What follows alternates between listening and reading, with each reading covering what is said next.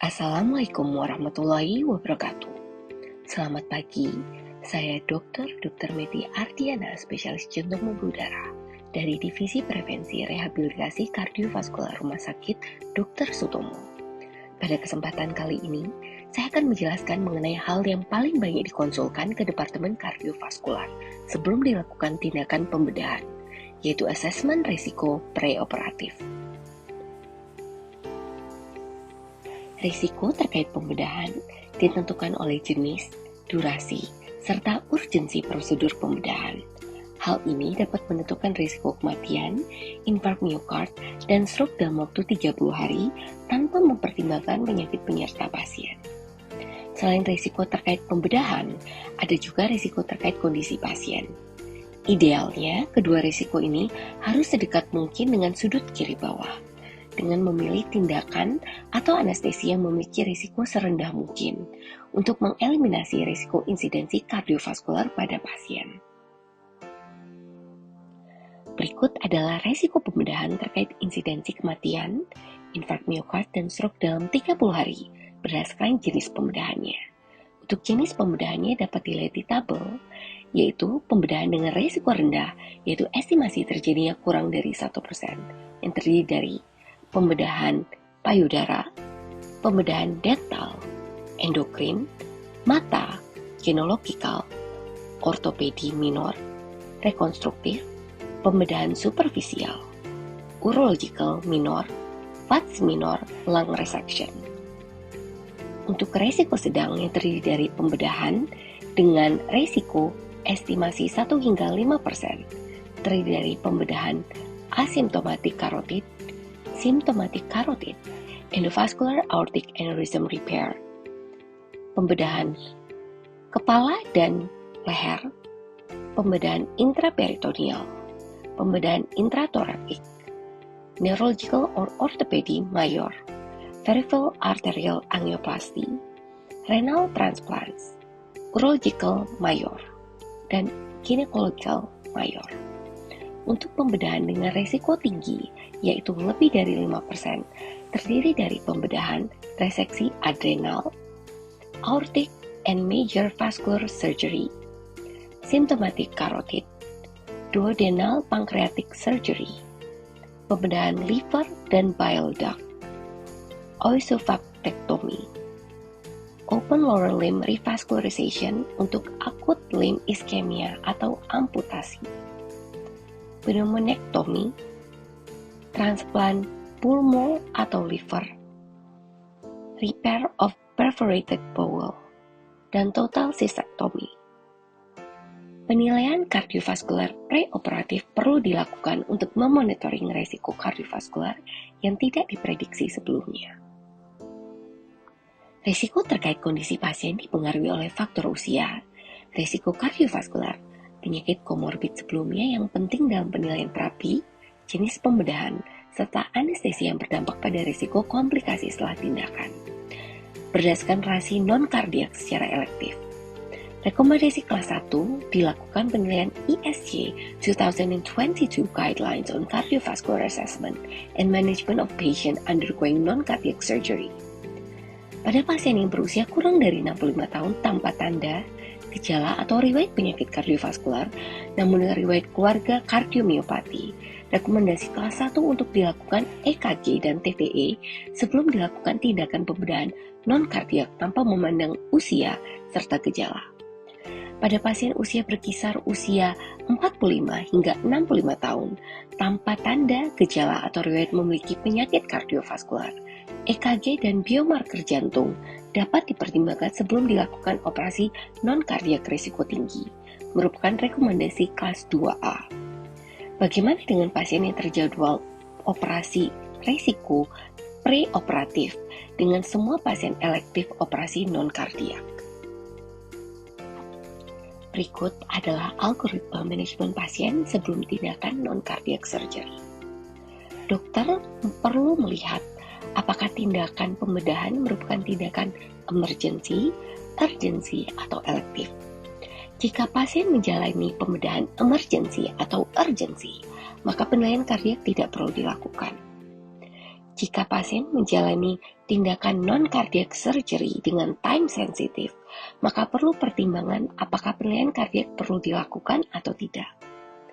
Sedangkan untuk tindakan non-cardiac surgery yang elektif, pasien perlu dilakukan anamnesis, pemeriksaan fisik, serta pemeriksaan laboratorium. Kemudian, pasien dilanjutkan dengan edukasi untuk berhenti merokok dan mengoptimalkan terapi medikamentosa. Berikut adalah algoritma untuk mengakses pasien sebelum melakukan tindakan pembedahan non-kardiak. Pasien harus dipastikan ada resiko terkait kardiovaskular seperti hipertensi, merokok, dislipidemia, diabetes, atau riwayat keluarga dengan penyakit kardiovaskular. Pada algoritma ini terbagi menjadi 3 bagian, yaitu pada pasien kurang dari 65 tahun tanpa penyakit kardiovaskular atau faktor resiko kardiovaskular akan dilakukan tindakan operasi non-kardio, resiko rendah ataupun sedang. Tidak perlu dilakukan pemeriksaan penunjang lebih lanjut. Pada pasien yang akan dilakukan tindakan operasi non-kardio risiko tinggi, pada pasien usia lebih dari 45 tahun, maka rekomendasi 2A untuk dilakukan pemeriksaan EKG dan biomarker.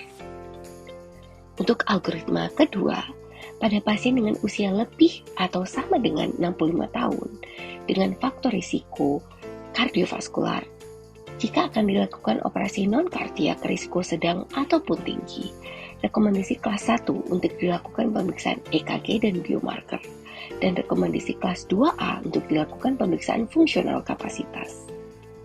Untuk algoritma ketiga, pada pasien dengan riwayat kardiovaskular, jika akan dilakukan operasi non-kardio risiko sedang ataupun tinggi, rekomendasi kelas 1 untuk dilakukan pemeriksaan EKG dan biomarker, dan rekomendasi kelas 2A untuk dilakukan pemeriksaan fungsional kapasitas untuk pasien tersebut. Berikut adalah rekomendasi untuk penilaian preoperatif functional capacity. Functional capacity dapat dipertimbangkan pada pasien yang akan dilakukan tindakan operasi non-kardiak risiko sedang hingga tinggi, dengan cara menanyakan kepada pasien kemampuan menaiki 2 tangga. Ini adalah rekomendasi 2A. Penilaian kapasitas fungsional juga dapat dilakukan dengan Duke Activity Status Index. Berikutnya akan membahas mengenai Functional Capacity Prediction. Kapasitas fungsional diukur menggunakan METS, di mana satu METS mencerminkan serapan oksigen istirahat per menit atau VO2. Untuk pria 70 kg dengan usia 40 tahun, satu METS setara dengan serapan oksigen istirahat 3,5 ml per menit per kilogram. Kapasitas fungsional dipengaruhi usia, jenis kelamin, kebiasaan latihan fisik, status klinis, dan genetik. Terdapat beberapa metode dan rumus persamaan yang digunakan untuk menentukan nilai METS individu, antara lain formula Morris dan Gulati ini.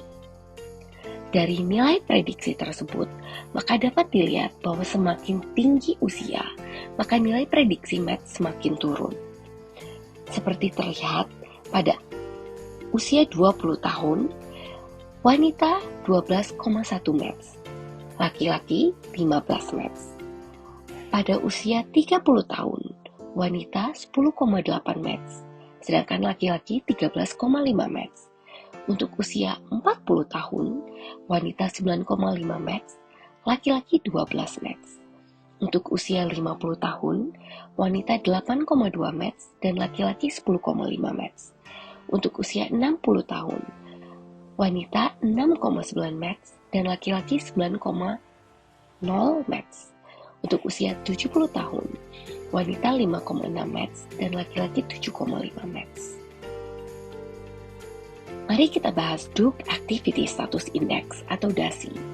DASI umumnya digunakan untuk mengevaluasi kapasitas fungsional pasien dengan penyakit kardiovaskular yang terdiri dari 12 pertanyaan yang berkaitan dengan aktivitas sehari-hari yang diberi poin tersendiri, dan kemudian poin tersebut dijumlahkan untuk mendapatkan nilai perkiraan METS. 12 pertanyaan tersebut terdiri dari 1. Kegiatan makan, berpakaian, mandi, menggunakan toilet. 2. Berjalan di dalam ruangan. 3. Berjalan 1 hingga 2 blok di permukaan datar. 4. Naik tangga atau mendaki bukit. 5. Lari jarak pendek. 6. Membersihkan debu dan mencuci piring. 7. Menyedot debu, menyapu lantai, membawa bahan makanan. 8. Pekerjaan berat di rumah seperti menggosok lantai, mengangkat atau memindahkan perabotan berat. 9. Berkebun misalnya menyapu daun, mendorong mesin pemotong rumput. 10. Melakukan hubungan seksual. 11. Kegiatan rekreasi seperti golf, bowling, menari, tenis ganda, melempar baseball, atau sepak bola. 12. Latihan fisik berat, misalnya berenang, tenis tunggal, sepak bola, bola basket, dan ski. Lakukan anamnesis pasien, tanyakan 12 pertanyaan terkait aktivitas pasien sebelum pasien sakit. Contohnya, dari hasil anamnesis pasien usia 40 tahun didapatkan hasil, pasien menyampaikan untuk makan, berpakaian, mandi, dan menggunakan toilet 2,75 poin. Berjalan di dalam ruangan 1,75 poin.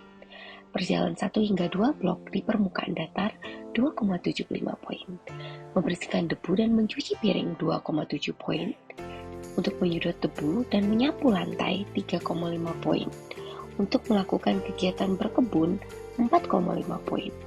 Untuk melakukan kegiatan berlari pendek 8 poin. Untuk kegiatan berhubungan seksual 5,25 poin. Untuk kegiatan rekreasional 6 poin. Semua poin tersebut digabung sehingga didapatkan 42,65 poin. Untuk jumlahnya dan untuk prediksi match didapatkan 8 match. Berikut adalah interpretasi kapasitas fungsional berdasarkan usia. Dalam match dapat dilihat dalam tabel berikut, di mana akan dilakukan pembagian usia, dan untuk functional capacity dapat dibagi poor, fair, average, good, dan high. Dan akan dibagikan lagi berdasarkan kategori jenis kelamin, wanita dan laki-laki. Pasien yang baru terdeteksi didapatkan murmur dan gejala atau tanda cardiovascular disease. Rekomendasi kelas 1 untuk dilakukan TTE sebelum operasi non-kardiak. Pasien yang baru terdeteksi didapatkan murmur tanpa tanda atau gejala lain cardiovascular disease, maka rekomendasi dilaksanakan kelas 2A untuk dilakukan TTE sebelum non-cardiac surgery resiko sedang atau tinggi. Pasien dengan dyspnea dan atau edema perifer rekomendasi kelas 1 untuk dilakukan pemeriksaan EKG dan NT-proBNP atau BNP test sebelum non-cardiac surgery. Pasien dengan dyspnea dan atau edema perifer dan didapatkan peningkatan NT-proBNP rekomendasi kelas 1 untuk dilakukan TTE sebelum non-cardiac surgery. Rekomendasi untuk gaya hidup dengan faktor risiko kardiovaskular yaitu berhenti merokok lebih dari 4 minggu sebelum tindakan non-cardiac surgery.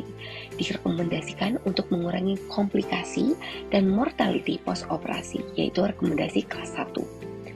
Kontrol faktor risiko kardiovaskular seperti tekanan darah, dislipidemia, dan diabetes sebelum tindakan non-cardiac surgery.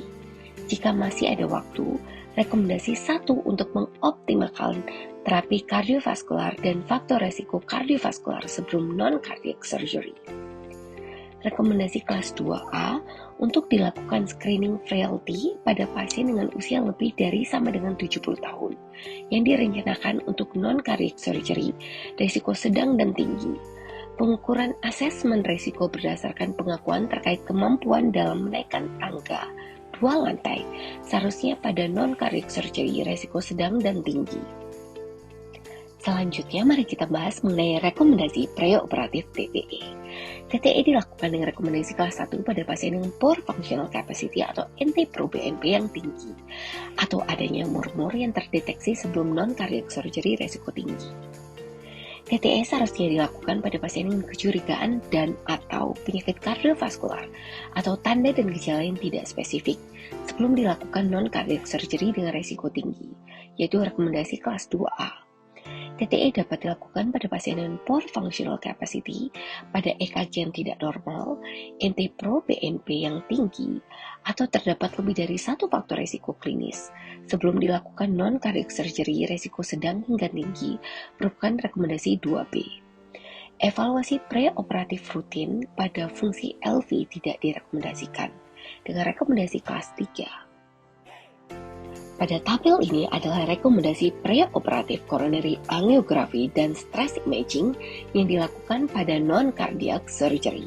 Dapat dilihat pada tabel berikut. Terdapat beberapa rekomendasi terkait terapi farmakologis pada pasien preoperatif.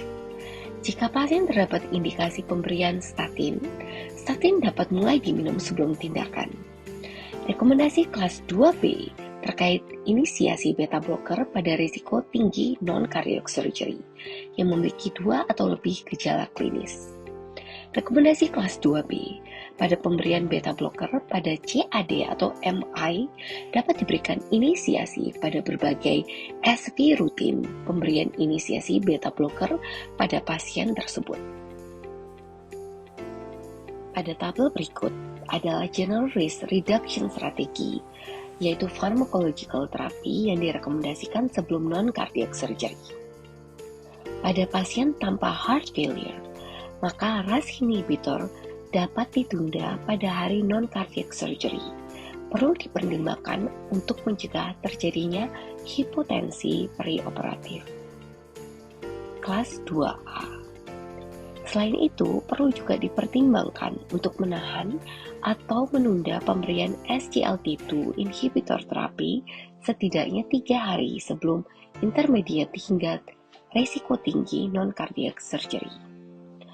Untuk pasien dengan hipertensi yang meminum obat diuretik, maka perlu dilakukan transient discontinuation. Untuk diuretik pada hari non-cardiac surgery perlu dipertimbangkan. Selain itu, terdapat pharmacological treatment yang direvisi pada tahun 2022. Dengan pasien tanpa heart failure, maka pemberian RAS inhibitor pada hari non-cardiac surgery perlu dipertimbangkan untuk mencegah preoperatif hipotensi, merupakan rekomendasi 2A. Mari kita bahas mengenai manajemen darah preoperatif, yaitu rekomendasi kelas 1 untuk mengukur kadar Hb preoperatif pada pasien non-cardiac surgery elektif dengan risiko sedang hingga tinggi. Rekomendasi kelas 1 untuk mengobati anemia pada pasien rencana non-cardiac surgery sehingga dapat mengurangi kebutuhan transfusi PRC. Gunakan algoritma berikut untuk mendiagnosa dan tata laksana pasien anemia sebelum non-cardiac surgery. Rekomendasi kelas 2. Saya Dr. Meti Ardiana. Terima kasih atas atensinya dan perhatiannya. Sampai jumpa pada pembahasan video berikutnya. Wassalamualaikum warahmatullahi wabarakatuh.